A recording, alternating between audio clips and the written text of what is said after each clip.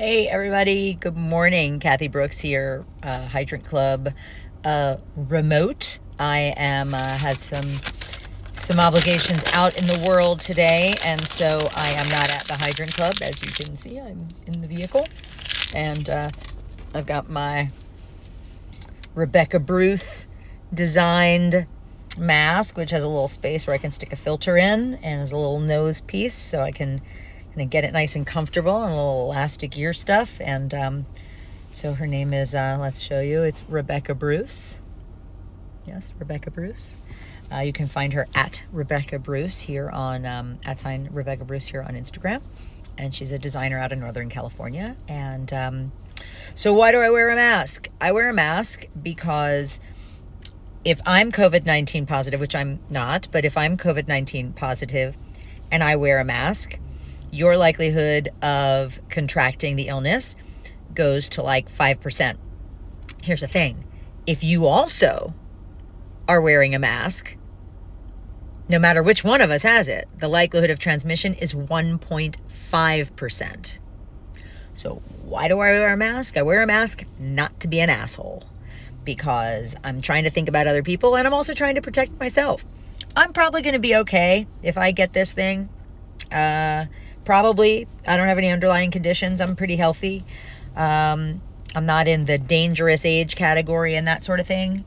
But I got a lot of people in my orbit who might not be so okay were they to contract this. So this isn't about me. This is about the collective. So why does that have anything to do with dogs? Pretty simple.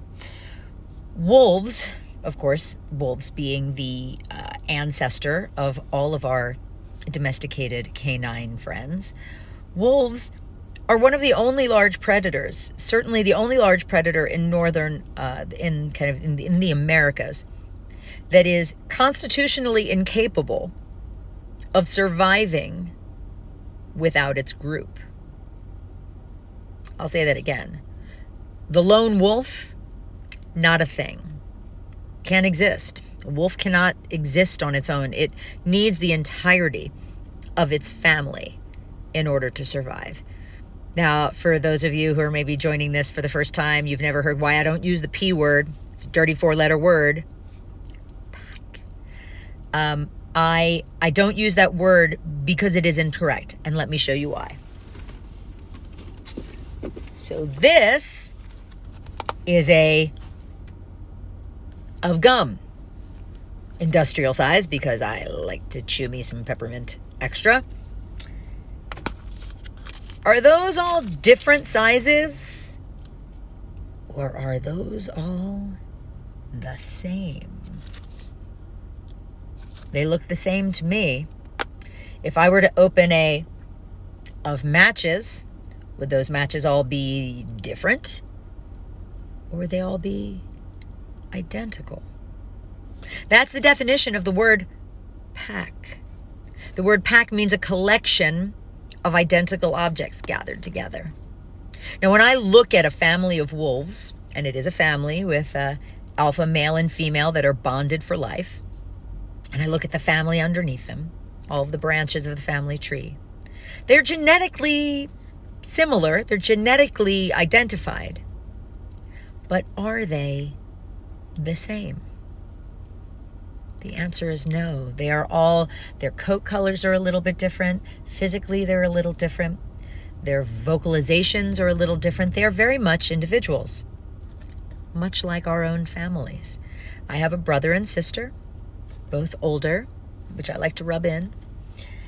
Mom and dad, were married for 46 years. Pretty sure if dad hadn't passed away, they'd still be married. Today would have been his 93rd birthday, actually, my father. My sister, brother, and I are very much alike. We sound alike. We have some of the same vocal intonations, some of the same mannerisms.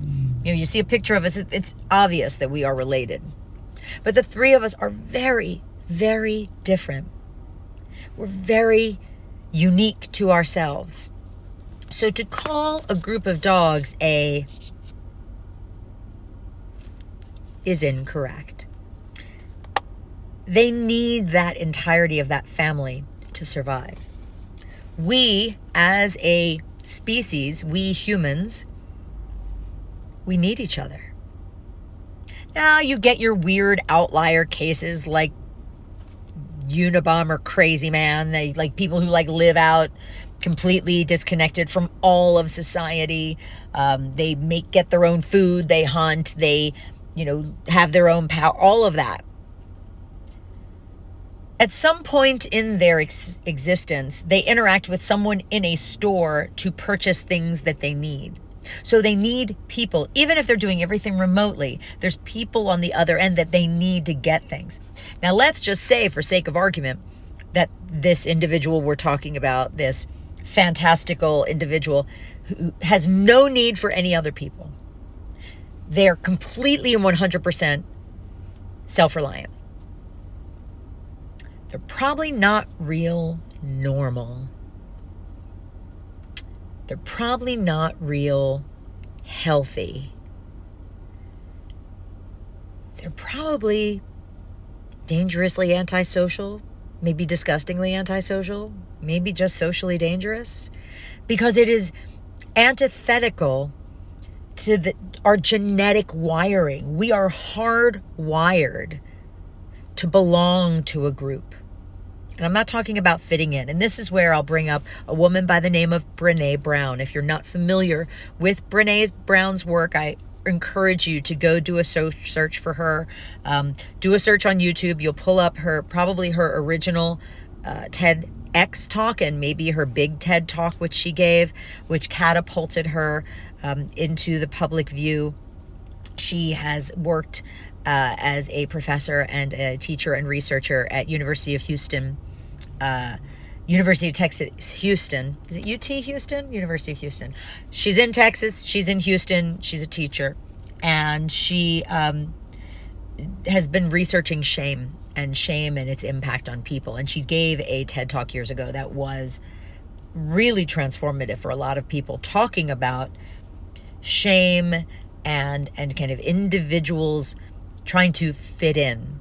So there's a difference between belonging to a group, which is when you show up to a group as your authentic self.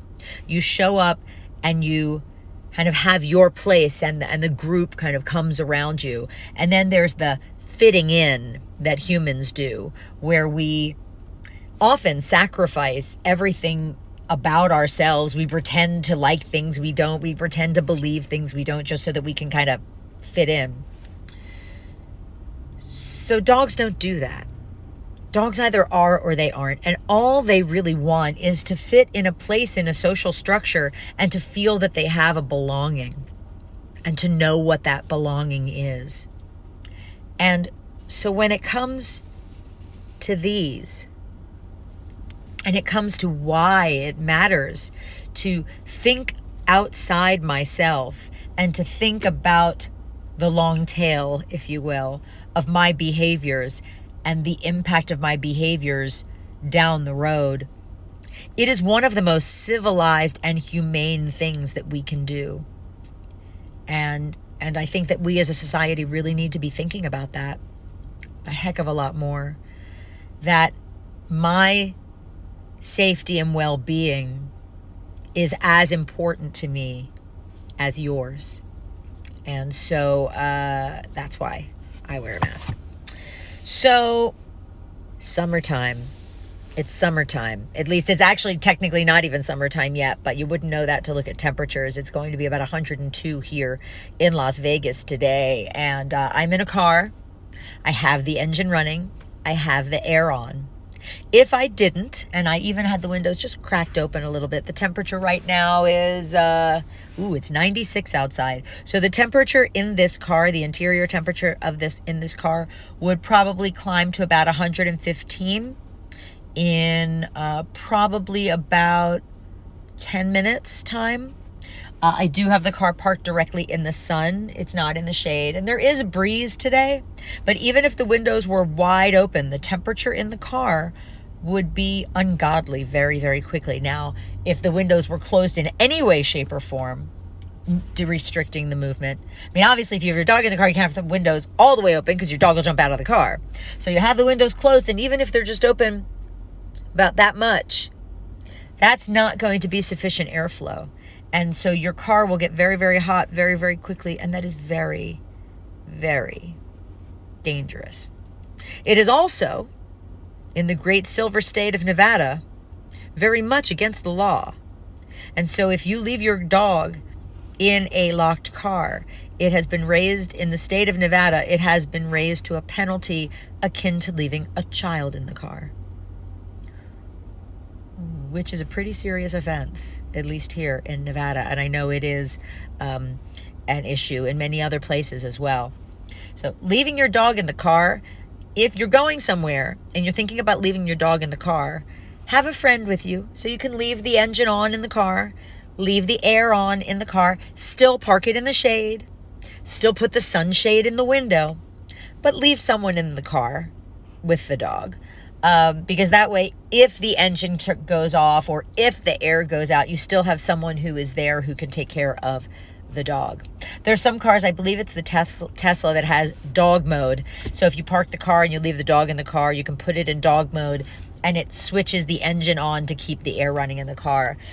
Technology is flawed, though. It can break, it cannot work.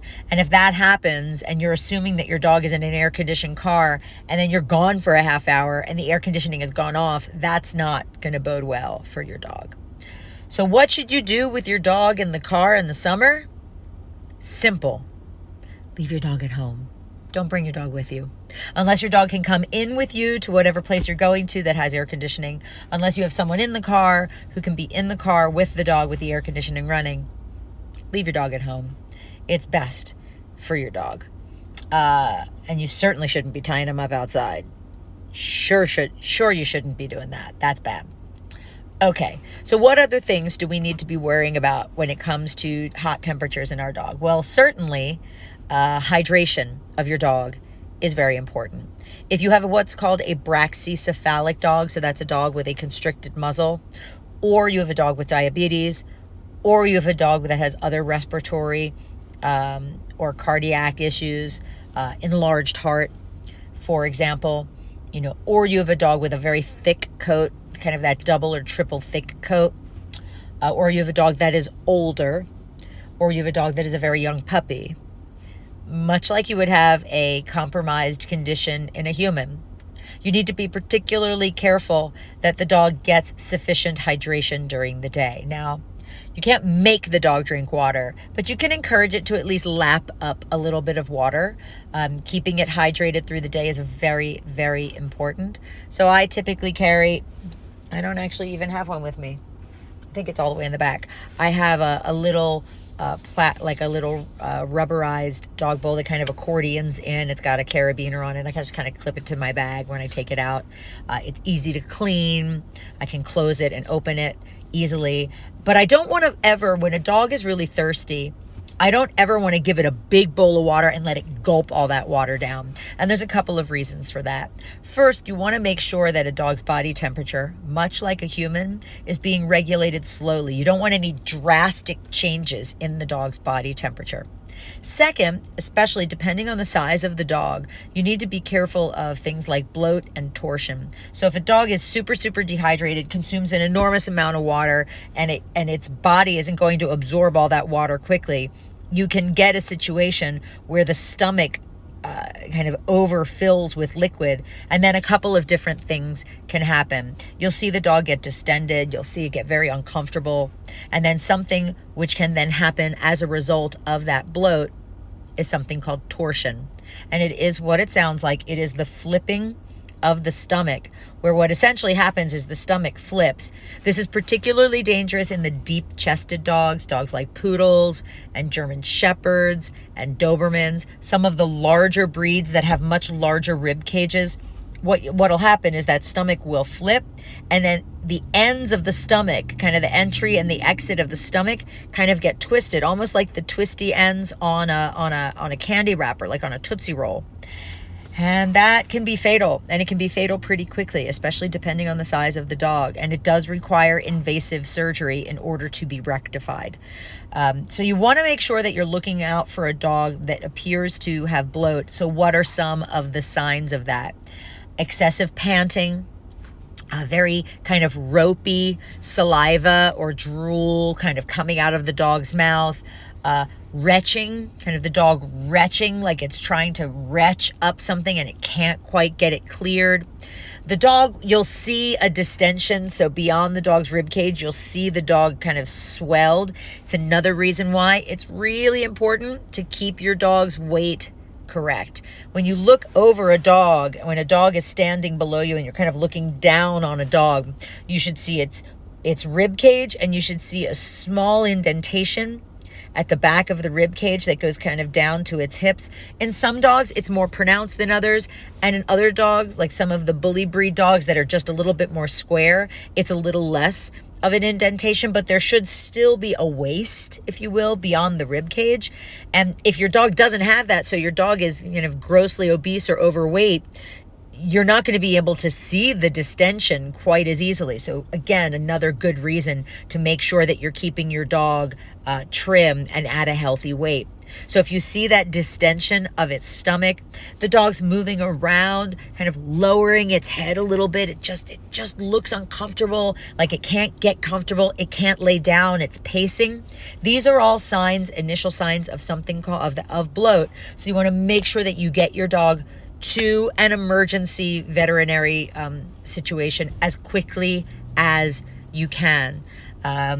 So again, you don't want your dog to be gulping at water, and again, especially with the larger breed dogs. So how do you keep your dog from gulping at water? You don't put a huge amount of water in the bowl. You can just put a shallow amount of water in the bowl. That way it's got to lap at it a little bit harder. It's not going to get quite as much water into it. Some people like to use water bowls, much like you might actually use in a hamster cage or a guinea pig cage, which is a bottle with a kind of a tube off the end that has a little ball bearing in it, and the dog licks at the end of it and will get, just enough to kind of wet its whistle and get a little bit of hydration, but not enough to bloat its stomach or to gulp up too much water. So that's really important, hydration. So how can you get your dog cooled down if it looks like your dog is overheating? So there's a couple of ways to address that. Dogs regulate the temperature in their bodies in a couple of different ways through the pads of their feet. Well, technically it's not actually the pads of their feet, but rather the space between the pads of their feet. You'll sometimes see if a dog is standing on a wood or a tile floor after it's been outside and it moves its paw prints, it might have a little bit of a sweaty paw print, much like you would see in a human, who takes off a sock if your foot's real hot in the sock. And yes, that's kind of disgusting, but it is how that happens. So it's really like that skin in between the pads of the feet. So what you want to do is take a washcloth. At Hydrant Club, what we do in the hot summer months is we have a big kind of gray wash basin, and we fill that with icy cold water, and we leave some wash rags in it. And then we'll take the wash rag out and we'll wring it out really well. We'll lay the dog down and then just kind of wrap so you might, so if this is the dog's paw, just take the washcloth and wrap it around the paw, hold the dog's paw, get that washcloth up and, spread the toes apart, get the cooling washcloth in between the dog's toes. So that's one way to do it.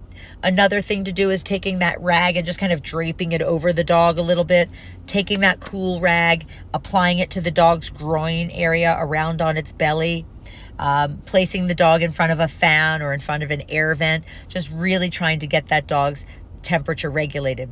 What are some other signs that you can look for in terms of a dog overheating? Certainly excessive panting, so the dog will get the tongue will get longer and wider. If that tongue starts getting any discoloration, so if it starts getting deep, kind of instead going from a healthy pink to like a dark red, that dark red indicates that the dog is a little dehydrated. If the tongue is very, very pale, kind of a pale pink or even almost a gray, that means the dog is having some respiratory and circulation issues. The other thing you can do is just take your finger and push it onto the dog's gums. The dog's gums should be a nice healthy pink, and where you push your finger and release, you should see the blood. It kind of gets a little paler and it should get pink again. If you see that it's not, if it's kind of staying a pale pink color, or you're not seeing that color return, again, get the dog to a veterinarian as quickly as you can. It might need IV hydration or other kind of cooling. Okay, so we've talked about excessive panting. We've talked about cooling your dog down, using its paws, using cool rags. We've talked about not letting your dog gulp at water or drink too much water too quickly. What are some other things that you need to look? Oh, we also talked about not leaving your dog in a hot car. So that's all really important. Speaking of water, bottoms up. Hydration, so important. So what else is important to know? Walking your dog. So, did I move them? Hold on. All right, hi, I'm back. Hang on. Booties for your dog. Okay. This is my favorite booty brand. That sounded wrong. Okay, so it's my favorite brand of dog booty. It's probably better. It is called they are the Roughwear Grip Trex dog boots.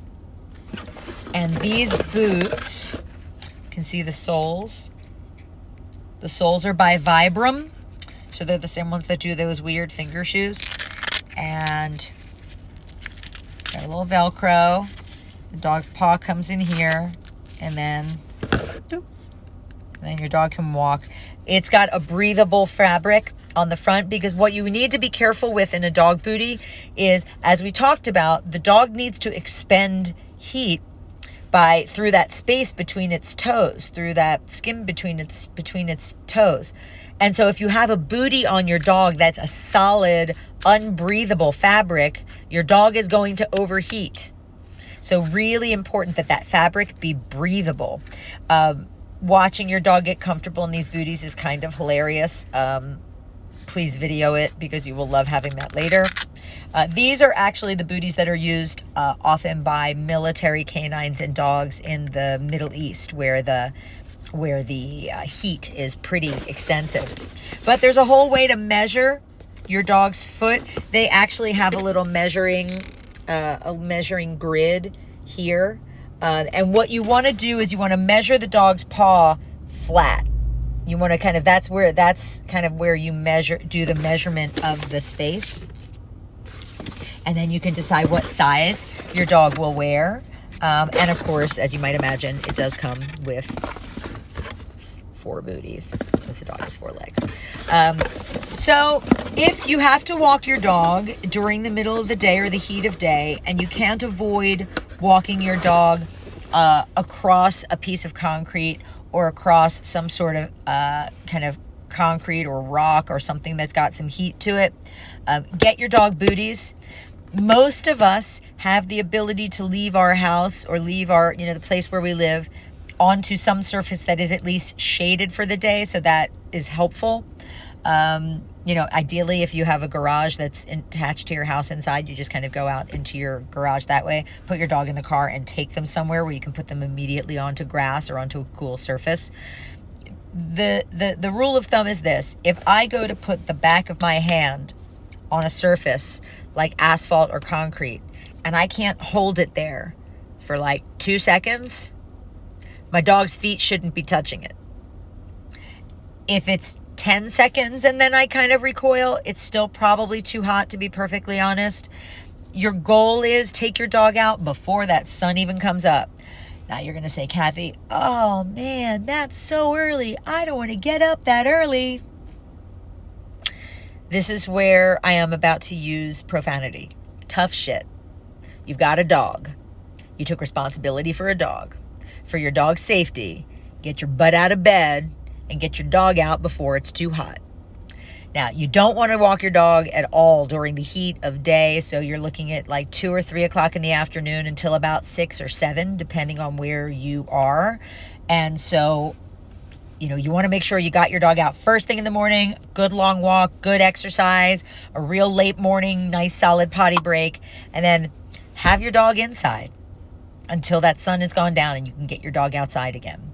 Now, in an ideal scenario, if you're at work, obviously that's going to be difficult for you if you don't work from home. Now, today, many people are still working from home, so you don't really have an excuse. But if you have to be gone for the day or you can't be around, my suggestion, and I'm not just saying this because I own a dog facility, find a dog care professional who can properly take care of your dog's needs during the day. You can't really have a dog door open in the summer. Anything. And I actually think that's a call. Oh, they're calling me early. Anyway, I'm going to have to end this early, but so keep your dog inside, keep your dog's feet protected. Don't put your dog in the car, and be safe. Okay, that's short for today, but it'll have to do.